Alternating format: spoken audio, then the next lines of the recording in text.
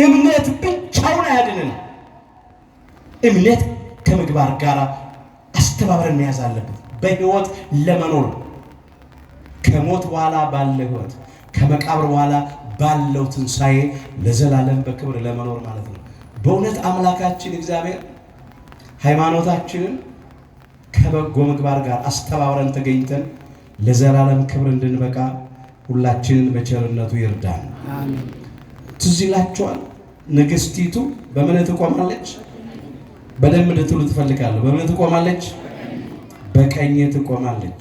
እመቤታችን ቅድስተ ቅዱሳን ድንግል ማርያም በክብር እንዳለች በቀኝ እንደቆመች እኛንም በክብር በቀኙ ከሚቆሙት ጋር ይቁጠረን። በተለይ አምላካችን ጌታችን መድኃኒታችን ኢየሱስ ክርስቶስ ዳግም ለፍርድ በሚመጣበት ጊዜ እረኛ በጎቹን ከፍየሎች እንደሚለያቸው እንዲሁ ጻድቃንን ከኃጥአን ይለያል ነው። በማቴዎስ ወንጌል ምዕራፍ 25 ከቁጥር 33 ጀምሮ የታሪክ ተመዝግቧል።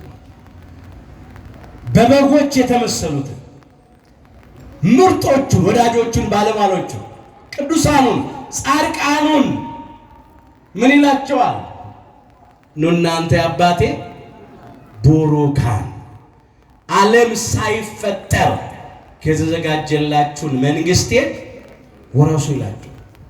በጎቹን በቀኝ ያቆማቸዋል። በምን ያቆማቸዋል? በቀኝ ያቆማቸዋል። እመቤታችን በቀኝ አለች፣ በክብር አለች።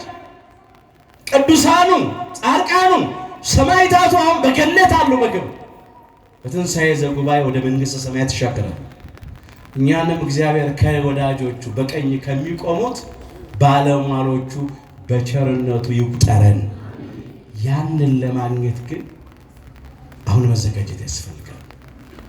ትንሣኤዋን ተነስተን እርገቷን በልቡናችን በሐሳባችን እያረግን እንድናከብር ይርዳን።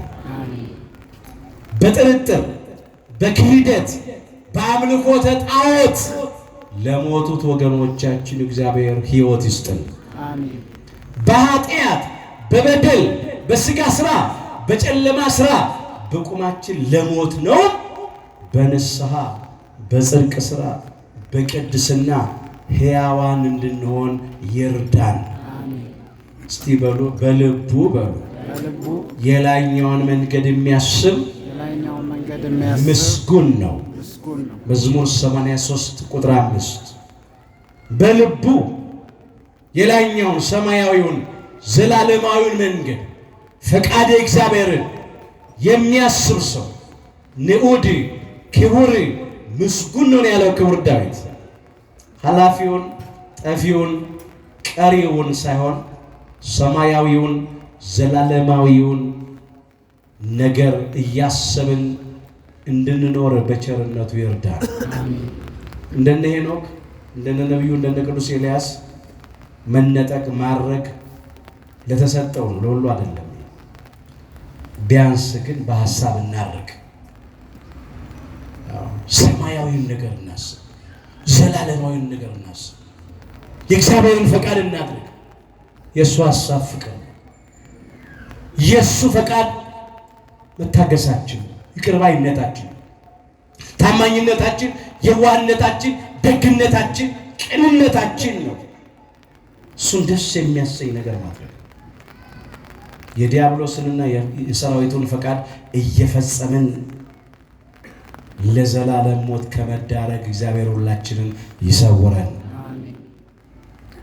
ዘያምን በየ እመኒ ሞተ የሃዩ የሚያምንብኝ ቢሞትን እንኳን ሕያው ይሆናል።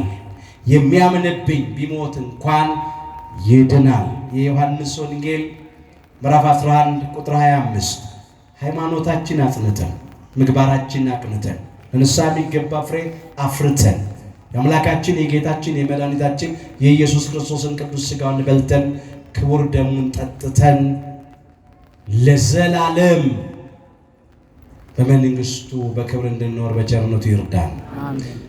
የክብር እረፍት የክብር ሞት ሞተን የክብር ትንሣኤ እንድንነሳ በቸርነቱ ይርዳን።